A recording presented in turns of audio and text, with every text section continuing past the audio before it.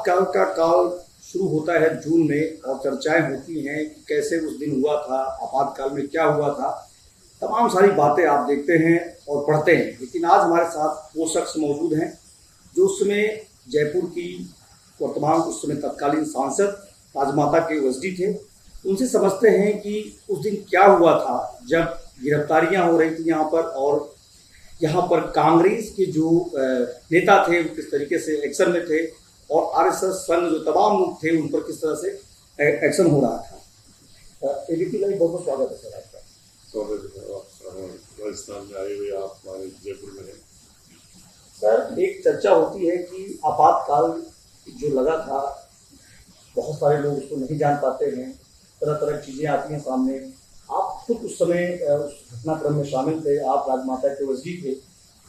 क्या था घटनाक्रम, क्या था? देखिए, राजमाता साहब काफ़ी पॉपुलर थे पॉलिटिकल लाइफ में, और अनफॉर्चुनेटली उनकी पॉपुलैरिटी की वजह से इंदिरा गांधी से उनकी कभी भी नहीं बनी, right from the very beginning. और जब ये इमरजेंसी की बात आई और जब ये इमरजेंसी लगी, तो उनको एक बार महसूस तो हुआ कि भाई कुछ ना कुछ एक्शन तो ये करेंगे। और उन्होंने ये नहीं, उस वक्त जब हमारी चर्चा होती थी तब उन्होंने ये अंदाजा नहीं लगाया था कि अरेस्ट तक कोई बात आएगी, क्योंकि ये तो उनको पता था कि पॉलिटिकल लोगों को अरेस्ट हो रहे हैं और कार्रवाई हो सकती है। और उन्होंने ये नहीं सोचा कि उनके ऊपर भी इस प्रकार से कोई बात आई। पॉलिटिकल लेवल पे उन्होंने ऐसा विचार नहीं किया। और मोती डूंगरी में उनका निवास था उस वक्त, और वो लिली पूल जो पैलेस है नीचे रामबाग के पास में, वो अंडर कंस्ट्रक्शन था। यहाँ उनको शिफ्टिंग की बात की। तो लिली पूल में जब वो मोती डूंगरी में जब वो रह रहे थे, तो जो जमीन नीचे मोती डूंगरी के चारों ओर है, उसको वो गरीबों के लिए उसको डेवलप करना चाहते। और उस वक्त श्री राम जी गोटेवाला शायद हमारे मंत्री थे यहाँ कांग्रेस के।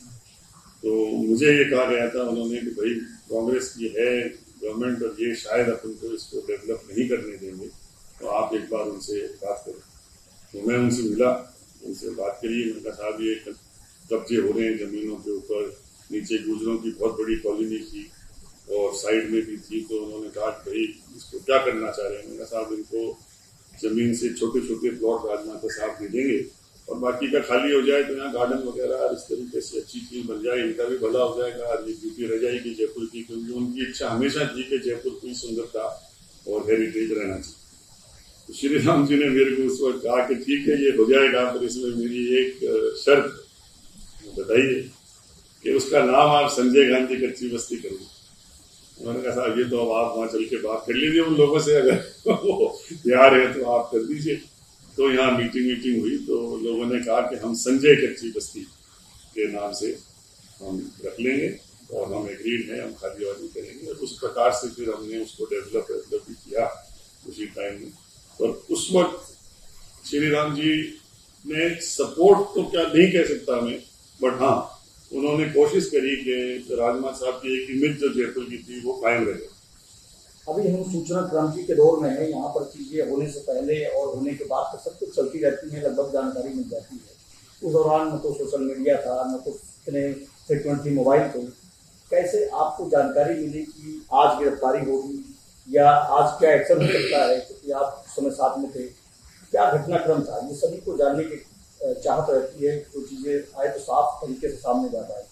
नहीं, इसके बारे में हमें कोई अंदाजा नहीं था कि कब अरेस्ट होंगे या कोई रेड पड़ेगी या क्या होगा, इस तरीके का कोई माहौल नहीं था।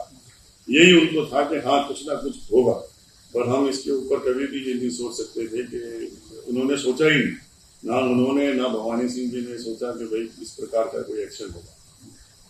जब ये समाचार हमें मिला कि ये रेड हुई है, तो वो एक टोटली सरप्राइज था। हमें यही नहीं मालूम था कि ये रेड किस लिए हुई है, क्या क्या कारण है। वो मोती डूंगरी में ही थे, और जैसे ही वहां पर ये लोग जब पहुंचे तो क्या है कि मोती डूंगरी में हमारा एक ऊपर भी गेट है, नीचे भी है, तो नीचे वाला तो हमारा खुला रहता था।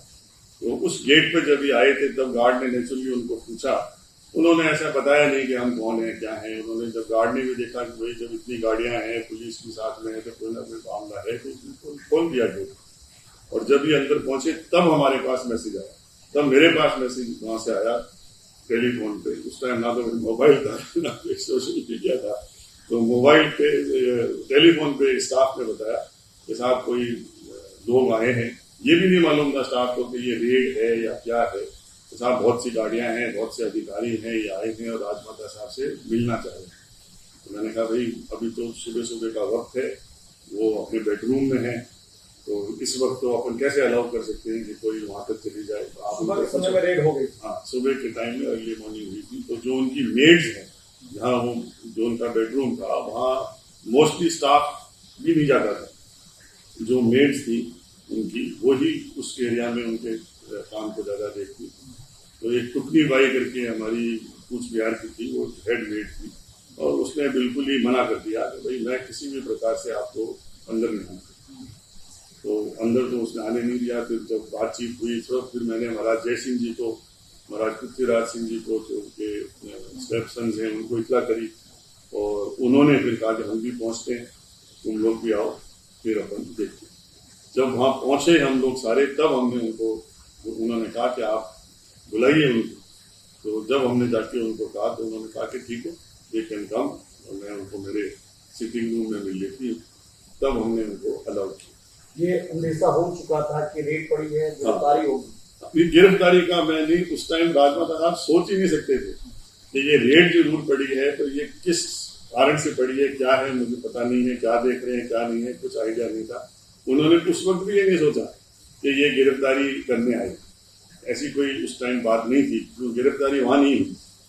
उनकी गिरफ्तारी जो थी वो दिल्ली में इन्होंने बाद में करी। रेड के टाइम में कोई अंदाजा नहीं। यहाँ से वो दिल्ली गई है तब उसके बाद नहीं, यहाँ तो सिर्फ उन्होंने जब रेड की करी तब उन्होंने परमिशन दी कि ठीक है आप अपना मेटल डिटेक्टर से जो भी आपको देखना है आप देख लीजिए। और उस टाइम ये भी नहीं मालूम था कि कहाँ ये देखना चाहते हैं। उन्होंने सोचा भाई सिर्फ मोती डूंगरी के लिए आए, तो उन्होंने कह दिया आप पूरी जाइए और आप इसमें जो भी आपको सर्च करना है करें। फिर एक अधिकारी ने इंसिस्ट किया कि मुझे आपका बेडरूम देखना। तो उन्होंने कई बार सोचा कि नहीं आप बेडरूम में आप क्या देखना चाहते हैं। तो उसने कहा नहीं, मेरे को तो I am allowed to go into every drawer and cupboard of yours to check. ये आदेश भारत सरकार की तरफ से, ये भारत सरकार की तरफ से आदेश था। तब उन्होंने कहा कि ठीक है आप बेड्स को ले जाइए और आप देख लीजिए। उन्होंने सारा उतल पुतल, उन्होंने रहमत साहब ने ये कहा कि उनकी आदत थी बड़े साफ सुथरे तरीके से रहना। उन्होंने कहा कि I hope you will not disturb everything. ये उसको कहा अधिकारी को, जिसने कहा कि नहीं मैम हम चेक कर लेंगे। पर कहा वो तो अंदर जाके उन्होंने सारी अलमारियां खाली कर दी, ये कर दिया वो कर दिया। कोई उनको चीज ऐसी वहां नहीं मिली सिवाय एक दराज में, जैसे ड्रेसिंग टेबल का जो अपना दराज है उसमें नेचुरली कोई करेंसी और फॉरेन डॉलर मामूली, मैं तो कह रहा हूँ 100 से भी कम। जैसे कभी कोई फॉरेन विजिट करते हैं अपन और कोई पैसा बच गया तो अपन दराज में डाल देते हैं उसको, इस प्रकार से वो पड़ा हुआ था। उसको उन्होंने सीज किया, उसको बाकायदा सीज वीज करके लिफाफे में डाल के हम लोगों को कहा कि भाई इस पे आप लोग इस पे सिग्नेचर कर दीजिए। तो हमने मना कर दिया, हम नहीं करेंगे सिग्नेचर, ये तो आप जानो आपका काम है, आपको तो ले जाना है। उसी चीज को ले जा करके उसी से उन्होंने केस बनाया that foreign currency was found in her residence. अब थोड़ा सा वर्तमान की बात कर लेते हैं। लगातार ईडी सीबीआई की चर्चा होती है और आपके सामने इस तरह की घटनाएं एक सांसद की कमरे में हो रहा था, जहाँ पर वो यहाँ की बहुत ही प्रसिद्ध और पॉपुलर सांसद थी, उन्होंने बहुत विचार मतों से चुनाव जीता था और वरिष्ठ भी थी उस समय। तो आपको क्या लग रहा था कि ये जो चीजें हो रही हैं ये एक प्रजातांत्रिक तरीके से ठीक हो रही हैं, या आपको लग रहा था कि नहीं कुछ दबाव है? यहाँ स्टेट गवर्नमेंट कांग्रेस की थी, राजनीतिक जो घटनाक्रम था वो कैसे देख पा रहे थे? नहीं देखिए, उस वक्त जो दबाव था वो तो पूरा इमरजेंसी लग चुकी थी और इमरजेंसी के लगने के बाद ये सारा हुआ। तो ये तो बिल्कुल क्लियर था कि जो स्टेट गवर्नमेंट है उससे ज्यादा जो भी अगर आदेश आ रहे हैं तो डायरेक्ट प्राइम मिनिस्टर लेवल पे और वहां से ही ये सारा काम हुआ। जिस तरीके का उनके अधिकारियों का व्यवहार था उससे ऐसा लग रहा था कि उनको ये पूरी छूट थी कि आप जितना भी परेशान करना चाहें, जो भी आप करना चाहें आप करिए। सिवाय ये जरूर कहूंगा, राजस्थान पुलिस के जो भी अधिकारी वहां थे जो साथ आए, उनका रुख थोड़ा अलग था। वो नेचुरली राजस्थान के रहने वाले लोग हैं, राजमा साहब से उनका मिलना जुलना आपको है, तो उनका वो लोग भी बीच बीच में थोड़ी कोशिश में थे कि नहीं ऐसा कर लीजिए वो कर लीजिए। और जो अधिकारी वहां से आए थे उनका रुख तो एब्सोल्युटली एडमेंट और इस प्रकार का था कि जितना भी आपको जो कुछ भी करना है आप करिए, हमें तो डेफिनेटली प्रूफ चाहिए कि इनको हम इनके ऊपर एक्शन।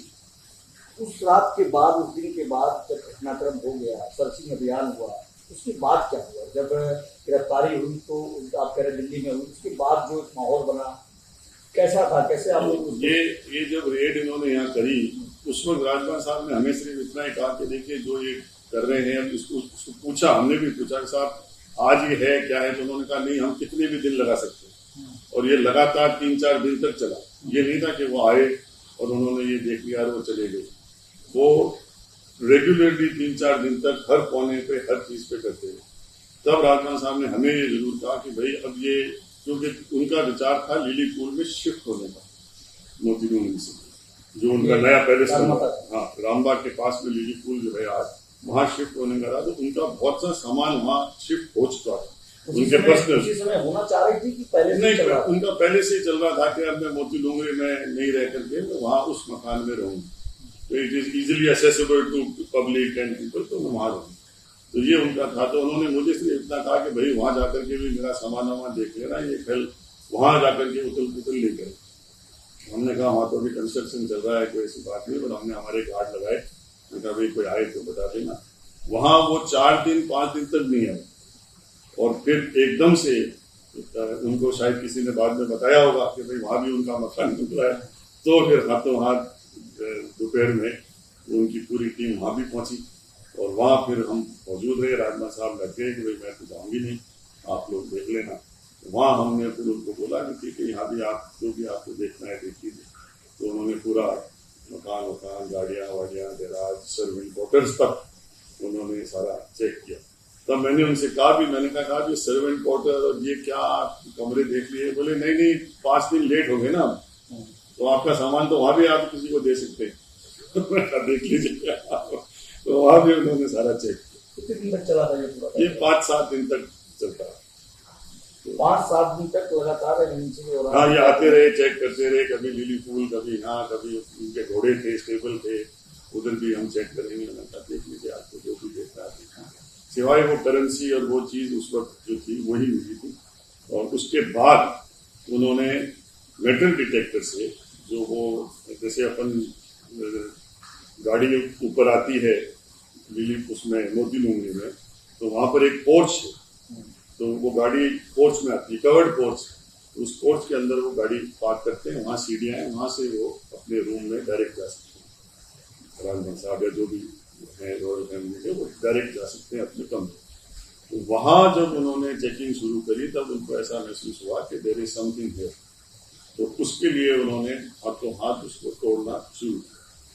इमरजेंसी की बात चल रही है, एक बात मैं और करना चाहूंगा। ये तो हो गई बातचीत, जब वो आए वहाँ पर उनकी छानबीन की जा रही थी, उस दौरान जब सामान्य जनजीवन था जयपुर का, क्योंकि आप प्रभावित हो रहे थे चीजों से, तो उसको कैसे देख रहे हैं आप? क्या था जो बताया जाता है कि अखबार उसमें ब्लैंक छपते थे, तमाम चीजें होती थी, आपने कैसे देखा जयपुर की जीवन को?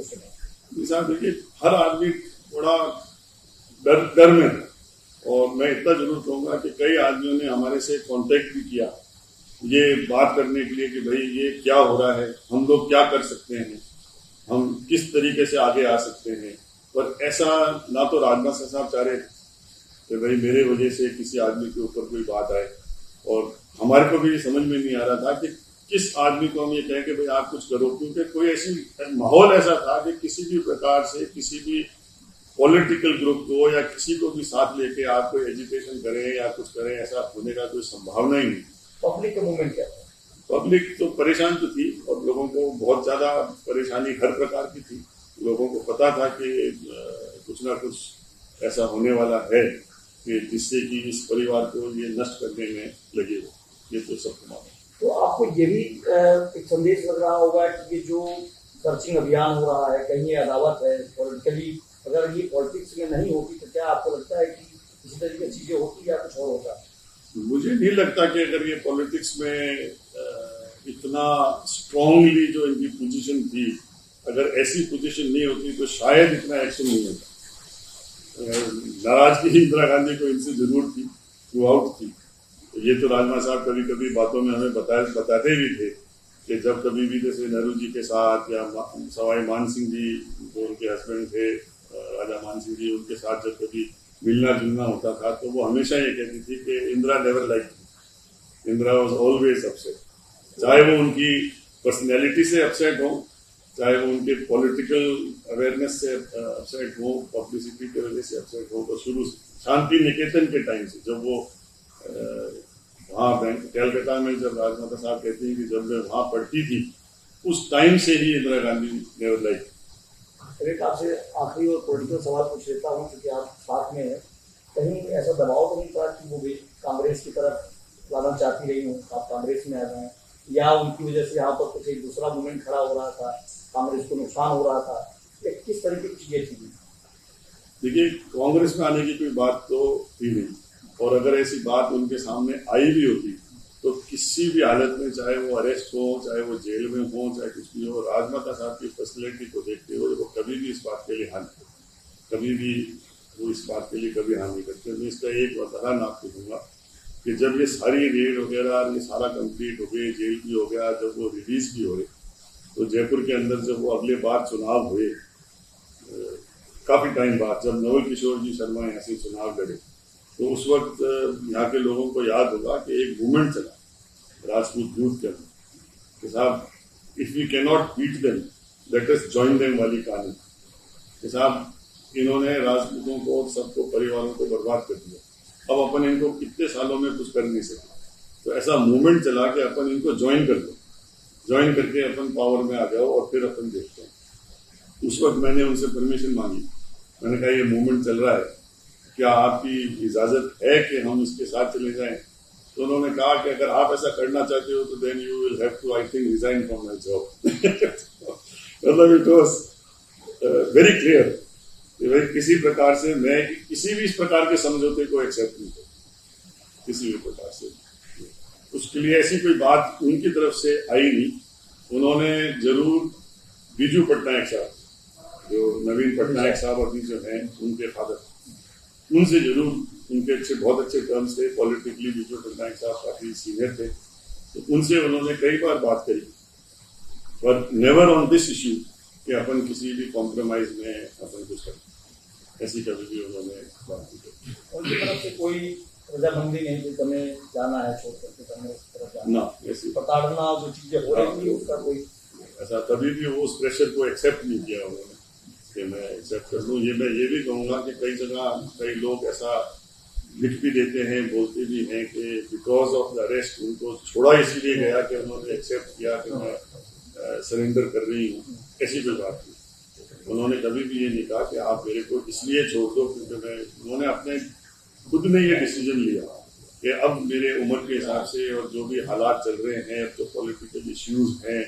जब कोई डेमोक्रेसी की ऐसी कोई बात ही नहीं रही, तो मैं इसमें नहीं रहना चाहता। I do not want to contest any more elections. और उनके वहाँ से जेल से रिहा होने के बाद जो यहाँ माहौल था कैसा बना इस समय? जयपुर में आए तो बहुत अच्छा स्वागत किया लोगों ने भी उनसे, और खूब कई दिनों तक लोगों का आना जाना, उनसे मिलना जुलना, मिली पूल में फिर वो वहाँ रहने लग गई थी और बाकायदा हुआ। कई फंक्शंस में वो गई, जहाँ जहाँ बुलाया शहर के अंदर वहाँ गई हैं, उसमें भी कभी उन्होंने कोई रुकावट नहीं करी, बिल्कुल ओपनली वो जाती रही, लोगों से मिलती है। तो आप देख रहे थे, अभी हमारे साथ थे इस समय ओएसडी राजमाता गायत्री देवी के, और इनसे हमने वो सारी बातें की जो इमरजेंसी के दौरान पर जयपुर में क्या माहौल था, लोगों के मन में क्या रिएक्शन था जब वो छूट करके आई वहाँ पर, जब वो रिहा हुई वहाँ से, उस दौरान क्या माहौल था, उस समय जो दिल्ली सरकार का जो आदेश था, जो फरमान था, किस तरीके से यहाँ पर काम कर रहा था, तमाम सारी बातों पर इन्होंने हमसे बातचीत की। आपातकाल का वो काल लगातार लोगों के जेहन में आ जाता है। जून 25 तारीख आते ही वो बातें लोगों को जरूर चुभने लगती हैं, जो जिन्होंने उसको जिया है और जिन्होंने नहीं जिया है। तमाम वो सारी बातें थी जिन पर हमारी इनसे बातचीत हुई है, और इन्होंने उन सारी बातों का एक बेबाक तरीके से खुलासा किया है। एबीपी लाइव के संतोष कुमार पांडे, जयपुर।